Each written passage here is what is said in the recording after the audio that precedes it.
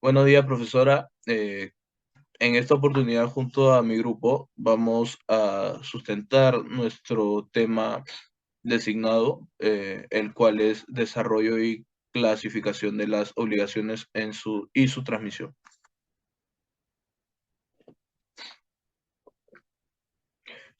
Bueno, con una breve introducción a nuestro tema, puedo mencionar que el hombre, concepto general, adquiere diversos tipos de derechos dentro de una sociedad y este mismo es quien al momento de su conservación y supervivencia, que son los factores naturales del mismo, deberá necesariamente relacionarse con otros individuos de su especie para hacer uso y desarrollo de estos derechos otorgados.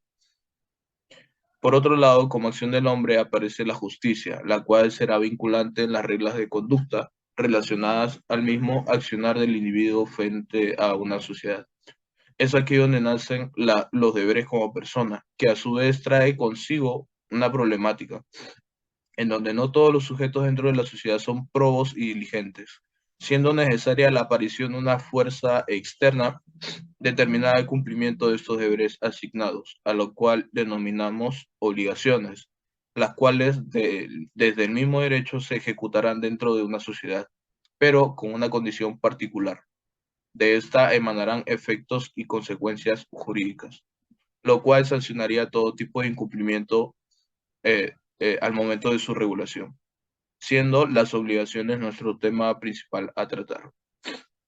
Bien, pasando al primer capítulo de nuestro ensayo, Orígenes, podemos mencionar que su origen se remonta desde Roma. Era donde gobernaba el gran emperador Justiniano, el cual consideraba que la obligación era un vínculo jurídico que nos constriñe a la necesidad de pagar por algo a cambio, siempre y cuando estén conformes a la ley de nuestra ciudad. Es así como ya se tiene un precepto de lo que era obligaciones de tiempos muy remontados en la historia universal.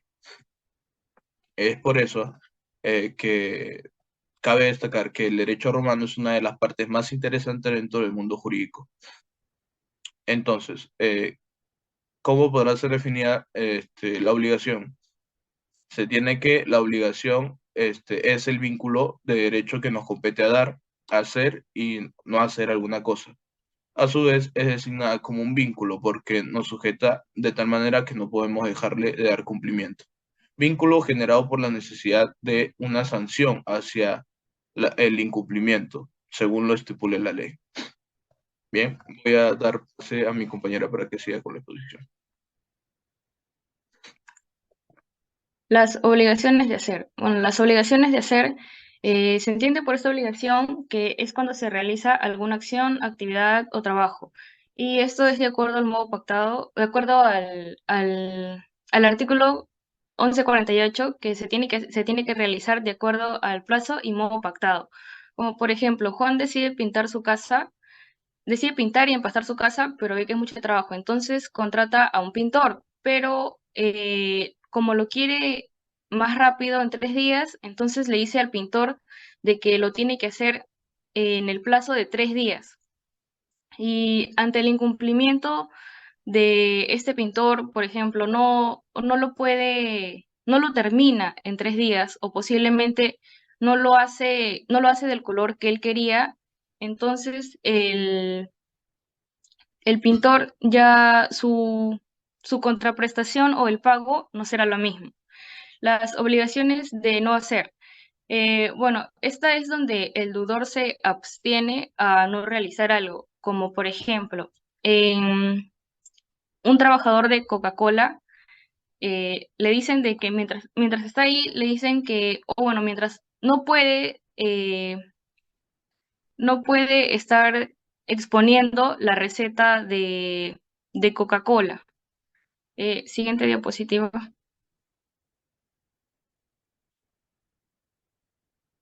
Las obligaciones alternativas. Estas son aquellas que tienen por objeto varias prestaciones, pero solo se pueden realizar una. Como por ejemplo, María tiene que entregarle 180 soles 10 metros de tela o un vestido a Juana. Y entonces, en este caso, María le va a entregar el dinero a Juana para que se pueda liberar de esta prestación. Las obligaciones facultativas. Eh, bueno, esta es una obligación en donde el deudor, a comparación de las alternativas, eh,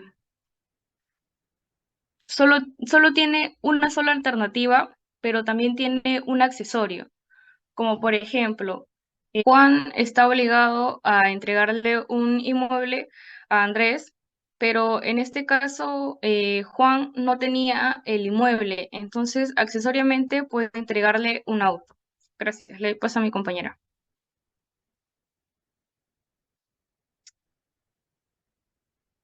Yo voy a hablar acerca de las obligaciones divisibles. Según, según la doctrina expuesta por Barandiarán, él menciona que una prestación debe estimarse como divisible siempre que ésta pueda ser dividida sin reducción o menoscabo de su valor en prestaciones parciales, iguales que correspondan al número de participantes y que no se distingan cualitativamente de la prestación total. Si la prestación es divisible también la exigibilidad. De tal manera que podemos inferir de que la obligación divisible es la que tiene por objeto prestaciones susceptibles de cumplimiento parcial. Asimismo, cabe destacar que la divisibilidad del objeto no determina la división de la obligación, pues la divisibilidad depende solo de la naturaleza de la prestación y de su aptitud para ser fraccionaria y así poder cumplir con su ejecución. Eh, por ejemplo, María y Luis deben entregar a Ana la suma de 3.000 soles. Si en el ejemplo solo hubiese un deudor y un solo acreedor, la prestación debería ser cumplida enteramente por el mismo deudor, a pesar de que el objeto de prestación sea divisible. No obstante, en el ejemplo ya mencionado, existen dos deudores y un solo acreedor, por lo que estos dos, al dividirse el cumplimiento de la prestación, devolviendo la suma de 1.500 soles cada uno a Ana, están devolviendo su parte individual prácticamente. Entonces, estos al devolver dicha parte individual, estos se liberan y por ende la relación obligatoria se extingue. Entonces, podemos decir también de que las obligaciones divisibles son aquellas cuyo cumplimiento pueden ejecutarse de una manera fraccionada entre cada uno de los deudores a pagar su parte de la deuda y en las que él o los acreedores pueden satisfacer su crédito correspondiente. Por otro lado, está también el artículo 1172, el cual refiere que si son varios acreedores o los deudores una prestación divisible y la obligación no es solidaria, cada uno de los acreedores solo puede pedir satisfacción de la parte de crédito que le corresponde, en tanto a cada uno de los deudores únicamente se encuentra obligado a pagar su parte de la deuda. Por otro lado, existen las obligaciones indivisibles, el cual acá surge la preeminencia en cuanto hay pluralidad de acreedores o deudores. Si son varios acreedores o varios deudores, surge el interés de determinar cómo se pagará por los últimos a los primeros una prestación indivisible. La obligación indivisible depende de la naturaleza de la prestación o del objeto de la prestación, por lo que si el cumplimiento es susceptible de realizarse íntegramente sin fraccionamiento alguno, entonces es indivisible, por lo que alguno de todos los acreedores puede exigir el pago entero a cualquier deudor, alguno o a todos. Asimismo, en uso de la autonomía privada también puede pasar de que, dado que la prestación es indivisible, las partes pueden acordar por pacto previo el convenio de cumplimiento de la prestación indivisible. Sin embargo, también existe la posibilidad de que esta prestación indivisible pase a ser un pago por daños y perjuicios. Entonces ahí esta prestación perdería el carácter de indivisible y pasaría a ser divisible. Ello conforme al artículo 1180. Por otro lado, se encuentran las... Siguiente diapositiva, por favor. Obligaciones mancomunadas y solidarias. Por otro lado, están este tipo de obligaciones en donde tanto la mancomunidad y la solidaridad determinan en base a cómo se obliga a los codeudores, a su vez conjuntamente con los acreedores. Siguiendo la doctrina de Castillo, menciona que la mancomunidad implica que cada deudor no se le puede exigir el pago íntegro, sino solamente su parte individual. Lo mismo si hay varios acreedores, pues cada uno solo tendrá derecho a cobrar su parte, más no el íntegro. Por el contrario, cuando existen varios deudores y una obligación es solidaria, el acreedor le puede exigir a cualquiera de los deudores el íntegro de la prestación. En caso que hubiera un solo deudor, este deudor le podría pagar el íntegro a uno de los acreedores. Eh, entonces podemos mencionar también de que las obligaciones mancomunadas se rigen por las obligaciones divisibles. Por ende, cada deudor perteneciente a una obligación mancomunada está obligado solamente a pagar su parte. Y viceversa con el acreedor, pues solamente está obligado a cumplir o exigir su parte por derecho nada más. No obstante, esto se basa solamente a falta de pacto expreso para las obligaciones mancomunadas. Diferente pasa con la solidaridad, pues estas son impuestas solamente por ley, conforme al artículo 183, cual refiere o alude a la que la obligación solidaria constituye una excepción de derecho común. En cuanto al principio general, es la división de la deuda entre quienes se obligan conjuntamente o, en su caso, la división del crédito entre los coacreedores, pero en virtud de la solidaridad. Se impide la división de la obligación entre los codeudores y los coacreedores. Es decir, uno de los codeudores con pacto previo responde entre los mismos codeudores, pacto previo responde por todos los deudores cumpliendo la prestación debida solidariamente ante el acreedor. Entonces, dicho codeudor que asumió íntegramente la prestación se convierte en acreedor de sus codeudores, por lo que luego podrá exigirles el pago respectivo de lo cumplido. Ahora sí, doy pase a mi compañera Lucero. Gracias. Lucero Orellana, y yo voy a hablar sobre los reconocimientos de las obligaciones. El reconocimiento de las obligaciones en nuestro ordenamiento figura como un acto voluntario en el que el deudor admite que tiene una obligación con el acreedor. Bueno, es importante abordar sus conocimientos y las formalidades que requieren para emplear esta situación. Bueno, en el artículo 1205 habla sobre las formalidades que se debe seguir respecto al reconocimiento y existen dos posiciones, la que avala la tesis del Código Civil y la que la ley impone. Bueno, las formas para efectuar el reconocimiento son dos, mortis causa e inter vivos. El inter vivo se refiere más como una expresión que se utiliza para los actos jurídicos que se realizan con el fin de tener efectividad durante la vida de las partes intervinientes. Bueno, para realizarlo se puede mediante el reconocimiento por escritura pública, por carta notarial, por facsimil, por correo electrónico e incluso por reconocimiento personal. Pero bueno, a pesar de que estos modos son muy eficaces, el acto de inter vivos, el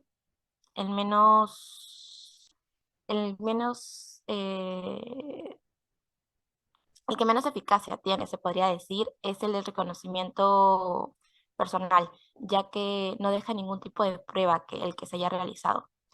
Aún así, nuestro código, o bueno, nuestro ordenamiento lo sigue reconociendo como un modo de utilizar. El mortis causa. El mortis causa es la expresión que se utiliza para referirse a los actos que se pueden realizar después del fallecimiento de la persona. Podríamos denominarlo como reconocimiento testamentario, en la medida que únicamente se puede realizar a través de un testamento. Bueno, para la realización del acto mortis causa es necesario el fallecimiento del causante, puesto que el testamento es válido después de su deceso. La transmisión de obligaciones. La transmisión de obligaciones consta que tanto el deudor como el acreedor traspasen su obligación a otra persona. Eso se encuentra regulado en el artículo 1206 de nuestro Código Civil. Bueno, José Castro y Natalie Calnoche hablan sobre que las obligaciones son susceptibles de ser transmitidas, tanto por el aspecto activo como por el acreedor que transmite su crédito, o por el aspecto pasivo que, bueno, si el deudor traspasa su deuda en ambos casos, la obligación permanece intacta, siendo la misma tanto antes como después de la transmisión. Ello se entiende, bueno, como que la obligación no cambia su contenido al ser transmitida, ya que simplemente lo que varía son las personas que están a cargo de dicha obligación. Participantes de la transmisión. Los sujetos de la sesión son el cedente y el cesionario. El deudor cedido no es parte en el negocio de la cesión al no tener que manifestar ningún consentimiento para que se produzca. Basta solo del cedente y cesionario. Bueno, se concluye que no es necesaria la participación del deudor cedido, ya que no realiza ningún acto respecto a la obligación. En cambio, el cedente sí, puesto es quien traspasa la obligación y el cesionario es quien lo recibe. Eh, la eficacia de la transmisión de las obligaciones.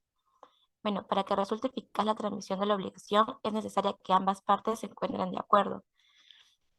Anteriormente se menciona que el deudor cedido no realiza ningún tipo de acción, pero también es necesario que se le notifique la acción que se va a realizar. Bueno, ejemplo de la transmisión por cesión de deuda. eh, María se acerca al banco con la finalidad de que éste le brinde un préstamo. El banco se lo brinda después de haber estudiado el perfil de María. Este préstamo debe ser devuelto en una cuota de 12 meses. Bueno, aparentemente antes de que se vence el plazo de 12 meses, el banco cierra por motivos financieros y la deuda que tenía María con este se lo pasa a otro banco. En este caso, María sigue siendo deudora, solamente cambió el acreedor, en este caso un nuevo banco. Por asunción de deudas. En este ejemplo pondremos a Carlos, que decide de igual manera solicitar un préstamo al banco con el fin de comprarse una moto lineal para usarlo como medio de trabajo motorizado. En el banco le da la opción de pagar su préstamo en una cuota de 10 meses, por algo de 400 soles a cabo de 3 meses. Carlos sufre un accidente, al cabo de 3 meses Carlos sufre un accidente y este ya no está en las condiciones para poder trabajar y pagar la moto. Es por ello que su madre se hace cargo de la deuda y es ella quien va a terminar pagando las cuotas restantes. En este caso, la deuda sigue siendo la misma, simplemente cambió el deudor, en este caso la mamá de Carlos. Ahora le doy paso a mi compañero. Tenga un cordial saludo, profesora. Mi nombre es Jefferson Castillejo Obregón y el tema a exponer es el de los derechos cedibles y los derechos excluidos de la cesión. Bueno, para empezar, los derechos cedibles son una forma jurídica que en palabras pues de los juristas Osterlin y Freire, ¿no? Nos mencionan pues que la cesión de derechos es una institución jurídica eh, en el que pues la cesión es el acto de disposición en virtud pues del cual el cedente, ¿no? Transmite al cesionario, al acreedor primero, el derecho a exigir pues la prestación a cargo de su deudor, ¿no? Y esta definición dada por Osterlin y Castillo, pues a mi parecer me parece la más certera y más correcta. Ahora bien, hay que ver pues quiénes son estos tres principales actores que van a influir en los derechos cedibles, ¿no? Por, por el primer lado tenemos el cedente, ¿no? Que es el acreedor pues de esta relación contractual, ¿no? Y aquel que también va a ceder pues su derecho al cesionario, ¿no? Es el acreedor primero, por así decirlo. Luego tenemos al cesionario, ¿no? Y el cesionario va a ser, pues, el que recibe estos derechos eh, del cedente, ¿no? Es decir, que es la persona al que se le cede, pues, la nueva titularidad del antiguo acreedor, ¿no? Y por último, vamos a tener, pues, al deudor cedido, ¿no? En realidad, este no va a formar parte de la relación negocial, ¿no? Eh, existe el excedente y el cesionario. O sea, este va a estar pues fuera del pacto, ¿no? Pero, por otra parte, está obligado pues, a cumplir con las obligaciones. Ahora bien, otro punto importante que se tiene que resaltar en los derechos cedibles es que la cesión de los derechos es que es que deviene, bueno, que deviene pues de una responsabilidad contractual, ¿no? Del sedatario y el deudor no se extingue pues cuando éste pasa al nuevo acreedor, ¿no? Viendo así pues una diferencia importante que hay entre la innovación, ¿no? En el que la innovación, bueno, sí se extinguen los derechos cuando pasan al nuevo acreedor. Ahora bien, también otro punto importante a recalcar es que este proceso sirve pues para dinamizar, ¿no?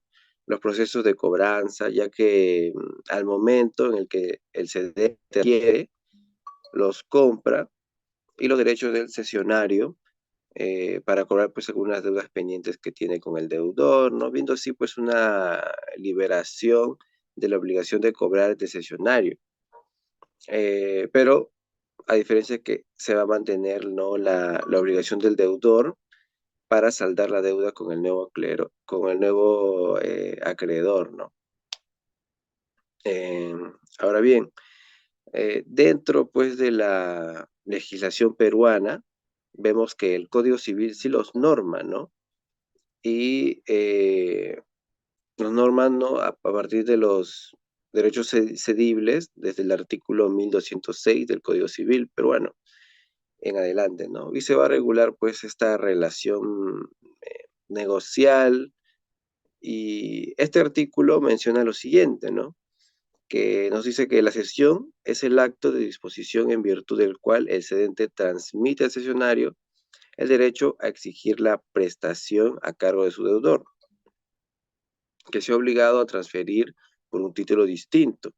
Y la cesión puede hacerse aún sin el asentimiento del deudor, ¿no? Entonces vemos que el Código Civil ampara pues esta relación jurídica negocial, ¿no?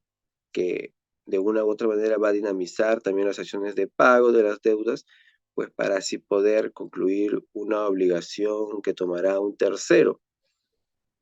Ahora bien, el artículo 1208 nos habla sobre los derechos que pueden ser cedidos y se refiere a que si bien, o sea, si bien es cierto que el proceso se encuentra, ¿no? En ejecución de sentencia, también pues es verdad que aún no se ha cumplido con ejecutar la misma, por lo que resulta pues o es no viable que el demandante, ¿no? Ceda sus derechos derivados de este proceso a favor de tercero. Esto lo he sacado pues de una sentencia de la sala eh, de una sala procesal. Ahora bien, para finalizar, el artículo 1210, ¿no? Este apartado es importante pues porque nos menciona o nos habla sobre cuando la cesión de derechos es oponible, se da por ciertas características, ¿no? Cuando no es conforme a la ley, cuando va en contra de la buena fe, o sea, cuando se intenta vulnerar pues lo pactado, ¿no? Que se ha conformado con estos, con estos dos actores jurídicos negociales, o cuando va pues en contra de su naturaleza, ¿no? Cuando este no puede ser hecho, formado viablemente por cuestiones ya sean materiales, ¿no? En fin, eso sería todo en mi participación. Muchas gracias.